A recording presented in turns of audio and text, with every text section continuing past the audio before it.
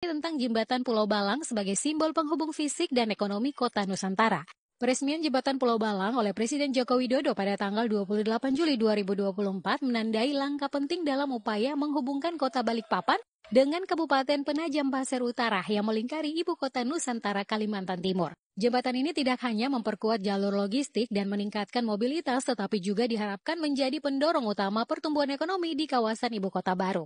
Dengan panjang total 804 meter dan lebar 17,5 meter, Jembatan Pulau Balang merupakan jembatan kabel stay terpanjang kedua di Indonesia setelah Jembatan Suramadu di Surabaya. Keberadaan jembatan ini akan memangkas biaya logistik dan transportasi serta membuka peluang pengembangan kawasan industri, pariwisata, dan pemukiman baru. Presiden Jokowi berharap ini akan menjadi penghubung bagi kemajuan ekonomi, sosial, dan budaya di Kalimantan Timur dan Indonesia secara keseluruhan.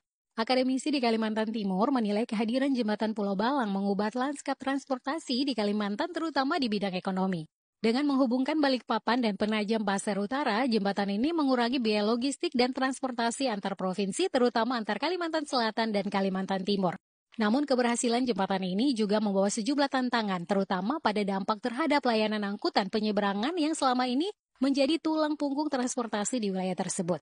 Peningkatan volume lalu lintas di sekitar jembatan dapat memicu kemacetan jika tidak diantisipasi dengan baik.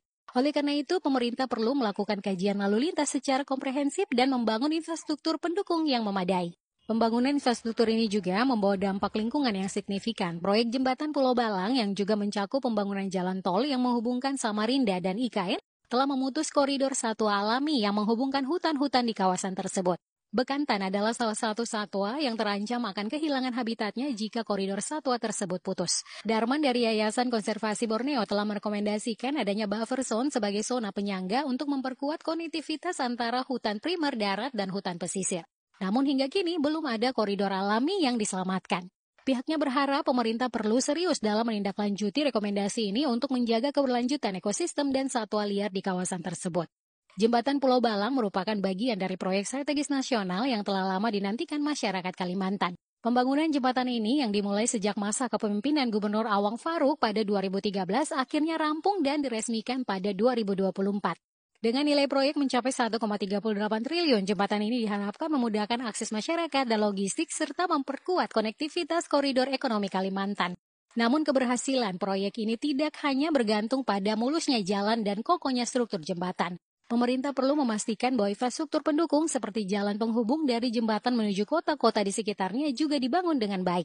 Selain itu, langkah-langkah strategis harus diambil untuk mengelola peningkatan volume lalu lintas dan menjaga kelestarian lingkungan. Menurut saya, Jembatan Pulau Balang bukan hanya tentang penghubung fisik antar wilayah, tetapi juga simbol dari visi besar untuk mendorong kemajuan ekonomi, sosial, dan budaya di Kalimantan Timur. Dengan persiapan dan perencanaan yang matang, jembatan ini dapat menjadi tonggak penting dalam pembangunan berkelanjutan di Indonesia. Kalau menurut kamu bagaimana?